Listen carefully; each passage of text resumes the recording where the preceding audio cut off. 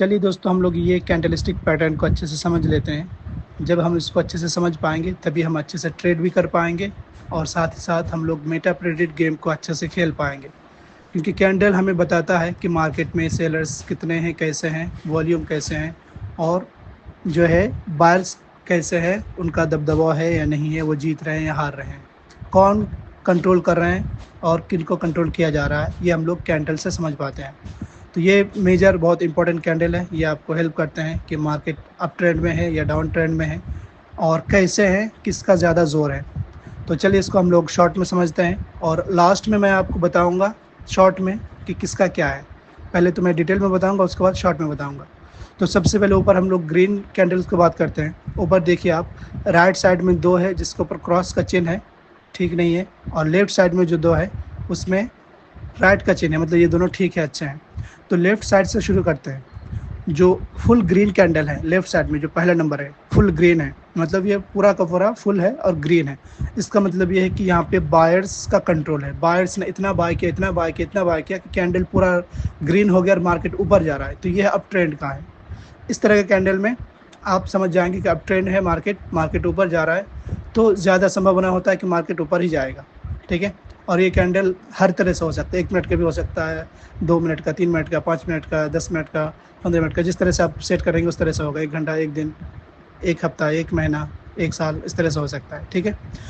तो ये बताता है कि हाँ, मार्केट में इसमें बायर का कंट्रोल है, बायर इसमें बाय किए जा रहे हैं, सेलर सेल नहीं कर पा रहे हैं। या तो हो सकता है सेलर ने लिमिट लगा कर रख दिया है, बस बायर बाय करते जा रहे हैं, करते जा रहे हैं, करते जा रहे हैं। ठीक है, ये क्लियर है। नंबर 2 जो है दूसरा, उसमें देखिए उसके ऊपर भी राइट चिन्ह है। ये एक हथौड़ा जैसा दिखता है, इसको हैमर कैंडल बोलते हैं। ठीक है। तो ऊपर थोड़ा सा ग्रीन है, नीचे जो है डंडी है, वीक है, इसको वीक बोलते हैं या शैडो भी बोलते हैं। ठीक है। तो इसका क्या मतलब, इसके नीचे इंग्लिश में लिखा है, उसको पढ़ के समझ लीजिएगा। इसका मतलब ये होता है कि सेलर जो है सेल कर रहे हैं, सेलर ने अच्छा खासा दबाव लगाया है, लेकिन बायर्स इतना ज़्यादा स्ट्रांग है कि उसको नीचे से ऊपर लेकर जाके उसके वीक ही ख़त्म कर दी, मतलब नीचे से बाय हो रहे हैं। तो जब ग्रीन कैंडल है तो आप ये समझ लो कि इसमें सेलर ऊपर से सेल कर रहे हैं, लेकिन बायर ने इतना बाय किया कि नीचे का ग्रीन कैंडल ही खत्म कर दिया, बस विक या डंडी या शैडो बाकी रह गया है। ठीक है। इसका मतलब ये है कि यहाँ पे भी बायर का कंट्रोल है, बायर बहुत ज़बरदस्त तरीके से बाय कर रहे हैं। तो यहाँ भी पॉसिबिलिटीज़ है कि यहाँ से मार्केट ऊपर जाए, तो यहाँ से भी आपका आइडिया हो जाएगा, यहाँ भी आप ट्रेड ले सकते हो, यहाँ पे भी आप मेटा प्रेडिक्ट गेम को खेल सकते हो अच्छे से इस तरह के कैंडल में। ठीक है। लेकिन एक ही कैंडल काफ़ी नहीं होता है, 2-3 कैंडल देखना होता है, लेकिन कम से कम आप शॉर्ट में ये समझ लो कि हाँ, इसका मतलब क्या होता है। ठीक है। तो इस दूसरे का मतलब यह हो गया, ऊपर का जो ग्रीन हिस्सा है थोड़ा सा कैंडल है, उसका मतलब है कि सेलर ऊपर से सेल कर रहे हैं, लेकिन बायर इतना स्ट्रांग है कि उसके वीक नीचे से ऊपर इतना दबा दे कि नीचे से ऊपर सुकोड़ दिया उसको, मतलब दबा के ख़त्म कर दिया। हाँ, वो वीक बन गई, बस पता चला कि हाँ यहाँ से यहाँ तक गई है, हाँ ऊपर लेके जाके ख़त्म कर दिया, मतलब उसको हथौड़ा बना दिया, हैमर बना दिया। तो ये दोनों जो है अप ट्रेंड के कैंडल्स हैं, मतलब मार्केट ऊपर जा रहा है, यहाँ पे बायर का दबदबा है, बायर का कंट्रोल है। उसके बाद जो तीसरा और चौथा है उसके ऊपर आप देखो रेड कलर का कट मारा हुआ है, क्रॉस चिन्ह मारा हुआ है। तो जो तीसरा वाला है उसके ऊपर आप देखो, ऊपर से भी बायर्स ऊपर से सेलर जो ऊपर से सेल कर रहे हैं, इतना ज़्यादा ऊपर से सेल किया कि ऊपर की जो कैंडल ख़त्म हो गई, सिर्फ विक बाकी रह गई। और नीचे से जो है बायर ने इतना ज़्यादा बाय किया है कि नीचे से भी ख़त्म कर दिया। लेकिन आप देख पा रहे हो कि ऊपर से जो सेलर है उनका दबाव ज़्यादा है, क्योंकि उनका विक ज़्यादा है, समझ रहे हो। ऊपर वाले का जो विक है वो ज़्यादा है, नीचे वाले का विक जो है वो कम है, मतलब सेलर का यहाँ पे ज़्यादा दबाव है और बायर का कम दबाव है। तो यहाँ पे पता नहीं चल रहा है फिलहाल कि ऊपर मार्केट जाएगा या नीचे जाएगा। इसको बोलते हैं इनडिसीजन, मतलब इसमें डिसीजन लेना सही नहीं है, आपको पता ही नहीं चलेगा कि मार्केट ऊपर जाएगा या नीचे जाएगा। ठीक है। तो अगर आप कैंडल देख के ट्रेड करते हो तो इस कैंडल पे आपको डिसीजन नहीं लेना है, ना बाय करना है ना सेल करना है, कुछ नहीं करना है। ठीक है। तो इसको बोलते हैं इनडिसीजन। चाहे ये रेड बने या ग्रीन बने, मतलब यही होता है कि ये इनडिसीजन है, इसमें कुछ नहीं करना। आप देख लीजिए किस तरह का, बीच में थोड़ी सी कैंडल है, ऊपर और नीचे बस वीक है, शैडो है। ठीक है। इसमें कुछ नहीं करना, इसमें ट्रेड ही नहीं करना है। और ये कैसे बनते हैं, बहुत सारे लोग बाय करते हैं बिना समझे, बाय करते हैं सेल करते हैं, तो उनकी वजह से ये सब बन जाता है। आप सोच रहे होंगे कि जब सब लोग ऐसे ही करेंगे, इस तरह के डिसीजन में नहीं काम ही नहीं करेंगे, कोई बाय सेल नहीं करेगा, तो ये कैंडल बन कैसा रहा। तो ऐसा नहीं कि सब लोग समझते हैं, आप भी इससे पहले हो सकता नहीं समझते थे। हाँ, मतलब बहुत सारे लोग आप में से नहीं समझ रहे होंगे। तो बहुत सारे लोग ऐसे बाय कर रहे हैं, ऐसे सेल कर रहे हैं। किसी को अचानक बाय करना है, किसी को अचानक पैसे चाहिए, सेल कर दिया। किसी को अचानक बाय करना है, बाय कर लिया बिना सोचे समझे। तो उस वजह से यहाँ पे बाय एंड सेल होता है। कोई लोग फंड में क्या बोलते हैं, फंड में आके कुछ लोग जो है फोमो में आके बाय एंड सेल करने लगते हैं कि चलो रेट गिरे बेच दो। कोई बोल रहा है कि चलो रेट घटी है जल्दी से बाय कर लो। तो उस वजह से इस तरह का बन जाता है बीच में, ठीक है। लेकिन आपको अगर कैंडल देख के, चार्ट देख के काम करना है तो इस तरह के डिसीजन में, इस तरह के कैंडल में कुछ नहीं करना, ना बाय करना है ना सेल करना है, रुक जाना है, ठीक है। फिर आपको देखना है कि इसके बाद वाला कैंडल क्या बन रहा है, इसके बाद वाले कैंडल में किसका अच्छा बन रहा है, किसका कम बन रहा है, सेलर का है या बायर का है, वो सब देख के फिर आपको मार्केट ट्रेंड, ईएमए और आरएसआई बहुत सारे हैं इंडिकेटर, सबको यूज़ करके आप कर पाओगे। एमएसीडी, हाँ वो है। लास्ट वाला जो है, देखो ऊपर से सेलर ने इतना ज़्यादा सेल किया है कि ऊपर का विक बाकी रहा, उसका कैंडल ही ख़त्म कर दिया। और नीचे जो ग्रीन दिख रहा है आपको, उल्टा हैमर जो दिख रहा है, हाँ उसको आप क्या बोलोगे, नीचे से जो है बस थोड़ा सा बायर का बाकी है, मतलब बायर उतना ही है नीचे वाला और ऊपर से सेलर है। मतलब ये आप ट्रेंड का नहीं है, ये गलत है, इसमें हम लोग बाय नहीं करेंगे, ठीक है। क्योंकि ऊपर से सेलर सेल कर रहे हैं, तो सेल अगर आप बाय कर लिए, सेलर और सेल करके और मार्केट नीचे गिरा देंगे, इसके बाद वाला कैंडल और रेड बन जाएगा, हो सकता है। क्योंकि ऊपर से सेल करते हुए आ रहे हैं, नीचे बाहर कमज़ोर है, तो उसके बाद का जो कैंडल बनेगा हो सकता है वो रेड बन जाए और मार्केट नीचे आ जाए।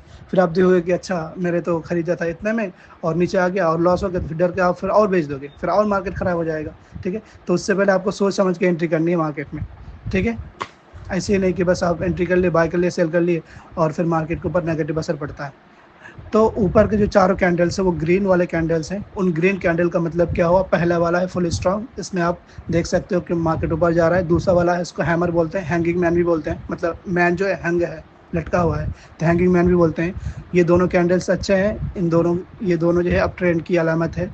जो तीसरा और चौथा है, तीसरा वाला जो बीच में कैंडल है और ऊपर नीचे वीक है, इसका मतलब ऊपर से सेलर जो है मजबूत है, नीचे से बायर भी मजबूत है एक तरह से।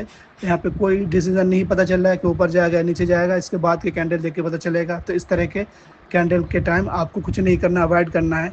अगर इस तरह के कैंडल 2 दिन 3 दिन 4 दिन बनते जा रहे हैं तो वो एकोमोडेशन जोन हो जाता है, वो ना ऊपर जाता है ना नीचे जाता है। तो उस तरह के जोन में क्या होता है, जो बड़े बड़े वेल्स होते हैं वो अपना जो है बाय करते रहते हैं, थोड़ा थोड़ा कर बाय करते रहते हैं। उसके बाद जब ज़्यादा होता है फिर वही लोग जो है मार्केट मेकर लोग मार्केट को ऊपर करके अपना प्रॉफिट कमाते हैं।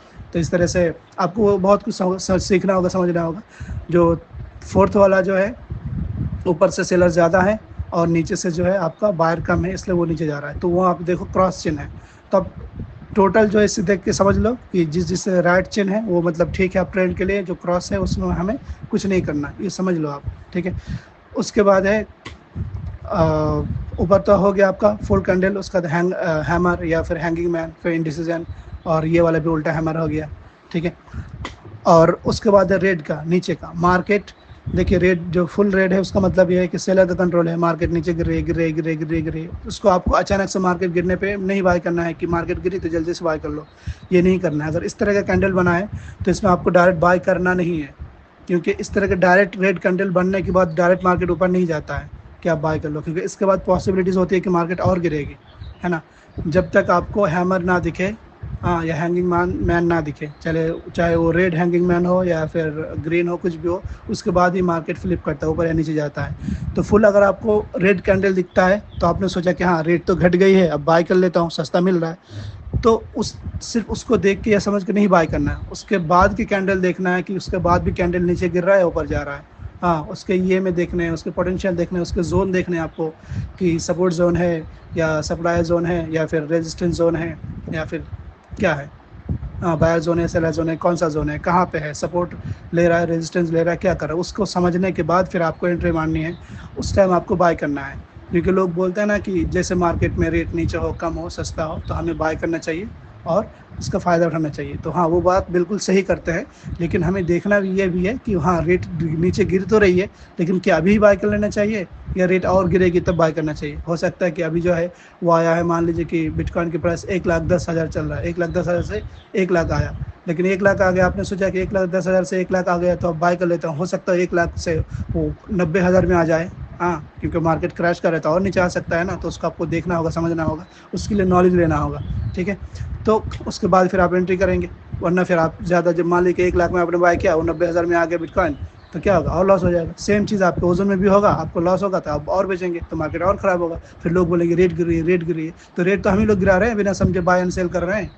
रेट तो हम ही लोग गिराते हैं ना, बिना समझे बाय एंड सेल करते हैं तो रेट हम ही लोग गिराते हैं।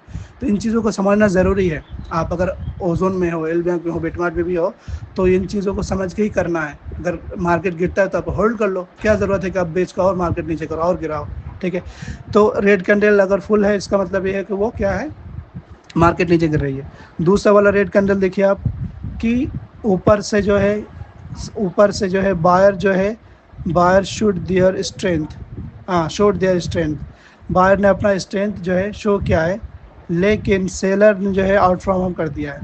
जो रेड वाला कैंडल है, ऊपर से उल्टा हैमर है, हथौड़ा जो है, हाँ, उसका मतलब ये है कि ऊपर से सेलर ने तो सेल किया, क्योंकि रेड कैंडल है, इसका मतलब है ऊपर से सेलर ने सेल किया, बहुत ज़बरदस्त सेल किया, पूरा का पूरा सेल किया है। इतना सेल किया, इतना सेल किया कि उसकी कैंडल ख़त्म हो गई, बस वीक रह गई, उसकी शेडो रह गया कि हाँ यहाँ तक था, वो बस एक शेडो है, एक साया है। ठीक है, कि हाँ यहाँ तक कैंडल था, वो कैंडल ख़त्म हो गया, मतलब इतना ज़्यादा सेलर्स हैं। लेकिन नीचे से जो है बायर्स भी इतने स्ट्रांग है कि उसके नीचे जाने नहीं दिया, बस वहीं पर रोक लिया उसको।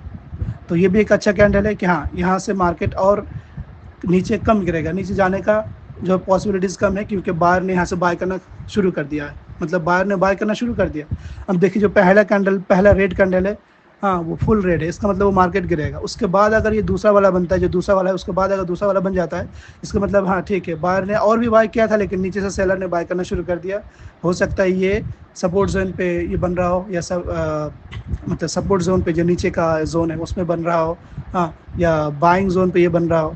तो ये दो कैंडल इस तरह से बनेंगे, फिर तीसरा कैंडल फिर ऊपर वाला बन सकता है, इस तरह से फिर ऊपर जाएगा, फिर इस तरह से वो मार्केट फ्लिप होता है, ऊपर नीचे होता है। फिर अगर मान लीजिएगा रेड फुल रेड है, उसके बाद ये दूसरा वाला बन गया, इसके बाद ये है कि हाँ मार्केट ऊपर जा सकता है, क्योंकि ऊपर पहला वाला फुल कैंडल रहेगा मान लीजिए, तो पूरा क्या है, बेचने वाला है। फिर दूसरा वाला जो कैंडल दिख रहा है, अगर ये रह गया, इसका मतलब उसके बाद भी बेचने वाला है। लेकिन नीचे से अगर आपको हैमर दिख रहा है, नीचे से थोड़ा सा दिख रहा है वीक, रेड वाला ही दिख रहा है, इसका मतलब है कि हाँ बायर ने इतना बाय किया कि वो रुक गया है वहीं पे, और नीचे जाने नहीं दिया, नीचे बेचने नहीं दिया, मतलब बायर स्ट्रांग आ गए हैं। अब बायर ने बाय करना शुरू कर दिया है कि हाँ सस्ते में मिल रहा है, अब उठा लो माल, इस तरह से। ठीक है, तो ये दोनों कैंडल्स एक साथ भी होते हैं तो अच्छा होता है। ऊपर वाला जो ग्रीन का था, एक फुल ग्रीन और एक हैमर, उसका मतलब भी वही होगा अगर उन दोनों एक साथ आ जाते हैं। ऐसा नहीं कि हमेशा एक साथ आए, लेकिन कभी कभी एक साथ अगर आ जाते हैं, फुल ग्रीन उसके बाद वो वाला, उसका मतलब ये हुआ ना कि ऊपर से सेलर ने अभी बेचना ये कर दिया है, तो उस टाइम फिर आपको बाय नहीं करना है, वहाँ पे भी आप होल्ड कर सकते हो, या फिर मार्केट नीचे आएगा तो बाय कर सकते हो, या उस तरह के जगह पे जाके आप अपना कॉइन सेल करोगे कि हाँ ठीक है, ये इससे ऊपर मार्केट और नहीं जा पाएगा, क्योंकि नीचे से तो बायर ने बाय बहुत किया, लेकिन सेलर ने ऊपर से रोक लिया है ना।